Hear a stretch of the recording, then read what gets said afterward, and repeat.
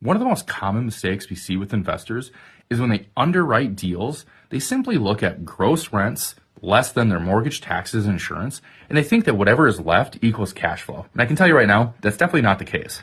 We've owned a lot of units over a lot of years at this point, and I promise you, if you're not allocating for other things, you're going to be losing money at the end of the day.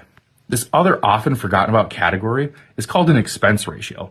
And basically what that means is that we allocate a certain percent of our gross rents towards other expenses that come with owning and operating these properties.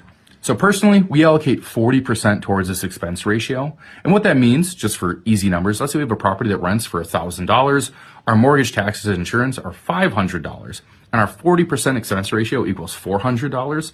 That means we can assume that that property is going to true cash flow around $100 a month. And how this expense ratio is broken down is we allocate about 5% of rents towards vacancy, which means that if we have a property that goes unrented for any period of time, categorically, that's a vacancy. The second allocation is management. Now, a lot of people like to self-manage. That's what we do as well, but we still allocate 10% of gross rents towards our management line. And the main reason we do that is A, if we're actively managing something, we need to make sure that we're getting paid to do so. You don't want to manage a place for free. And also long-term, if you ever want to step away, you need to make sure you have that allocation built in, or if you do hire a management company and there isn't enough meat on the bone for it, you're not going to be able to do it without losing money. The third category is maintenance, and this kind of includes the day-to-day upkeep of a property as it's being used and rented. This includes everything from flooring, paint, replacing faucets, toilets, things like that. We allocate 10% towards this. Now, I know it sounds like a lot, but you have to realize things like flooring or paint or even a new toilet these days can cost hundreds and thousands of dollars. And when you look at that through the lens of what your gross rents are, you need to think about it on a month-over-month basis, and that 10% number has really held true for what our costs are.